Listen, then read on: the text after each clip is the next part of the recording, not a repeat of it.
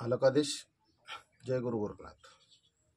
मित्रांनो, गेल्या व्हिडिओमध्ये आपण पितृपीडेचं निवारण करणारा कोणी व्यक्ती आहे का, किंवा कुणी ते निवारण करू शकतो का हे जाणण्याचा प्रयत्न केला. कुठे काही उपाय विधान असेल का.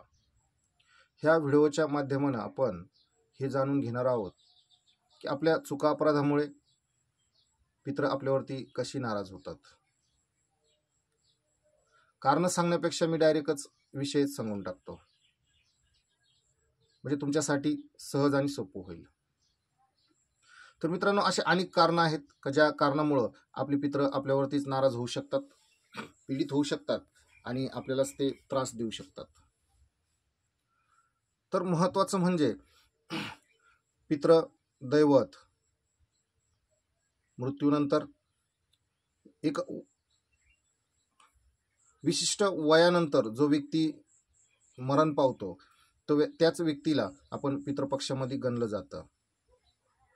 जो त्याच्या दैवकृपेच्या आशीर्वादाने ज्या व्यक्तीला जे वयमर्यादा मिळालेली आहे त्या वयमर्यादेला तो आपलं जीवन सुखद अनुभवानं जगून पुण्यकर्माने धर्मकर्माने न्यायनीतीने जो व्यक्ती मरण पावला त्याच व्यक्तीची गणना ही पित्रात केली जाईल.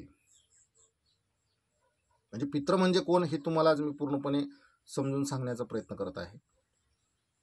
फार ज्ञानी मीही नसेल कदाचित, पण जी समजतं, जे माझे नाथ मला मार्गदर्शन करतात तेच मार्गदर्शन मी तुमच्यासमोर मांडतो. हे माझ्या मनाचं किंवा कुठल्या गुरुचं बोलणं किंवा कुठल्या ग्रंथाचं ज्ञान मी तुमच्यासमोर मांडत नाही.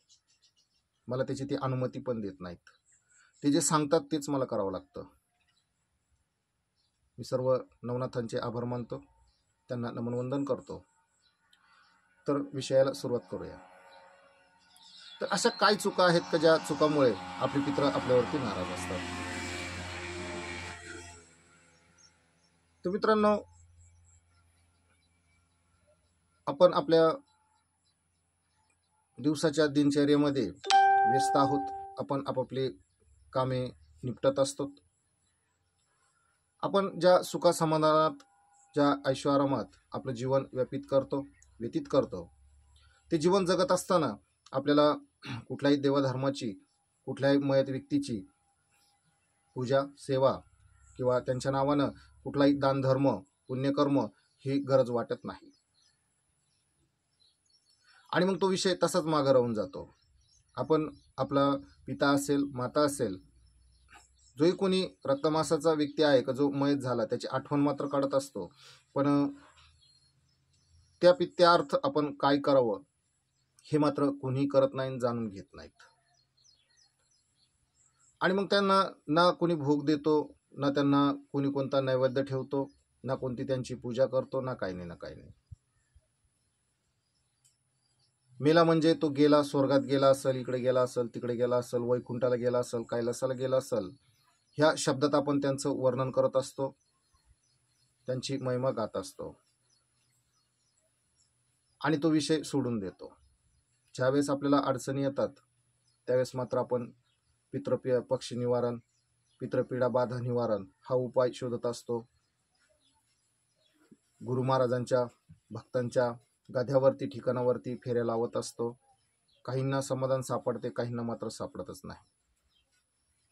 जर तुमचे पितृ तंत्र पद्धतीनं जर कोणी बांधलेले असतील, अडवलेले असतील तर तुम्हाला उपाय कदाचित सापडेल. पण जर पितृ तुमच्याच खोडीमुळे तुमच्याच चुकीमुळे जर नाराज असतील तर मात्र तुम्हाला बाहेर कोणताही भगत कोणताही साधू संत उपाय देऊ शकत नाही. तर हा उपाय कोण देऊ शकतो, तर तुमचाच अंतर्मन, तुमचीच बुद्धी तुम्हाला यातून बाहेर काढील. तुम्हालाच विचार करायचा आहे, तुम्हालाच शोधायचं आहे. असं काय गोष्ट घडली, असा कोणता गुन्हा घडला जेणेकरून आपले पितृ आपल्यावरती नाराज आहेत. आणि मग त्यांच्या नावानं दान धर्म असेल, पुण्यकर्म असेल, श्राद्ध घातलं, 10वा घातला, 13वा केला म्हणजे पितृ पीडित होणार नाही असं होऊ शकत नाही. त्यानंतरही भरपूर नियम असतात, त्यानंतरही त्यांच्या भरपूर काही अशा गोष्टी आहेत का ते आपल्याला महिना असेल, 6 महिने असेल, 2 महिने असेल, वर्षकाठी असेल, ते करावं लागतं. मग पितरांच्या नावानं कधी कपडा लत्ता दिलाय का, कधी दानधर्म केलंय का? दारात आलेल्या व्यक्तीला ज्यावेळेस आपण दानधर्म करतो तर कधी पितरांच्या नावानं दानधर्म केलंय का? एखादा देव असेल, मंदिर असेल का ज्या ठिकाणी आपले पितृजन जायचे आणि त्या ठिकाणावरती काही नैवेद्य असेल, पूजा सेवा असेल ते द्यायचे, त्या ठिकाणावरती ते गेल्यापासून तुम्ही गेलात का? तुम्ही कधी तो उपाय किंवा ते कधी प्रसाद तो त्या देवाला, त्या शक्तीला दिलाय का? अशी भरपूर कारणं आहेत. सांगायला जर लागलं तर तास 2 तासाचाही व्हिडिओ बनेल. पण तुम्ही शोधा आता. मी दिवा पेटवून ज्योत लावण्याचं कार्य केलंय.